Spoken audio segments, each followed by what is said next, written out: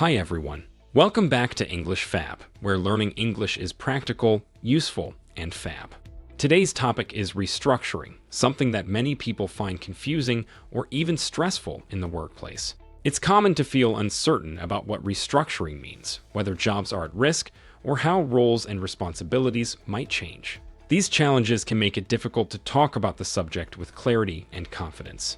In this lesson, we'll go through a natural conversation that explains what restructuring is and why companies do it. We'll also highlight key phrases you can use to discuss its impact, introduce useful vocabulary to help you sound professional, and share practical tips for expressing yourself clearly when talking about workplace changes. Are you ready? Let's get started.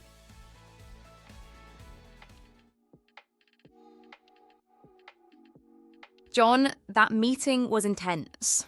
I didn't expect a restructuring announcement today. I know. It caught me off guard too. Do you understand what restructuring means exactly? Not fully. Is it like layoffs? Not exactly. Restructuring is when a company changes the way it's organized, like shifting teams, departments, or even strategies. So it's more about reorganizing than just cutting jobs. Exactly. Although sometimes restructuring does lead to layoffs or role changes. Why would a company restructure? There are several reasons: financial challenges, adapting to new markets, or improving efficiency. That makes sense. So it's like trying to make the company stronger. Right. Think of it as a way to streamline operations and focus on priorities. Do you think our jobs are at risk? Hard to say. Sometimes roles change, but other times employees are reassigned instead of let go. I guess flexibility is important during restructuring. Definitely. Companies look for employees who can adapt to new responsibilities. What about communication? It feels like everyone's worried. Clear communication is critical. If management explains the reasons and goals, employees feel more secure. Have you ever been through a restructuring before? Yes, at my last company. They merged two departments into one. How did that work out? It was stressful at first, but eventually it reduced confusion and saved resources. Did people lose their jobs? A few, unfortunately, but many were given new roles that matched their skills. So it's not always negative. Exactly. Restructuring can actually open up new opportunities for growth. I hadn't thought of it that way. Yes, sometimes employees are promoted or moved into more important projects. That sounds promising, but it must be tough emotionally for some people. True. Change always brings uncertainty. That's why support and transparency matter so much. Thanks, John. Talking about this makes me feel a bit calmer. Anytime, Karen. Restructuring is challenging, but it can also be a fresh start.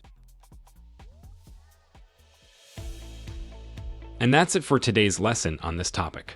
Let's quickly review what we covered today. What we talked about, what restructuring means in a company, how it impacts roles and employees, opportunities that can come from change. Key phrases. I didn't expect a restructuring announcement today. Restructuring is when a company changes the way it's organized. So it's more about reorganizing than just cutting jobs. Think of it as a way to streamline operations and focus on priorities. Flexibility is important during restructuring. Clear communication is critical. Change always brings uncertainty. Restructuring is challenging, but it can also be a fresh start. Learning these phrases is useful because restructuring is a common workplace event, and knowing how to talk about it shows professionalism and adaptability. With the right words, you can express your concerns, stay positive, and even highlight opportunities. Practice these phrases in real or role-play conversations so you can communicate with confidence if you ever experience restructuring in your workplace. Okay, thanks for watching today's lesson on English Fab.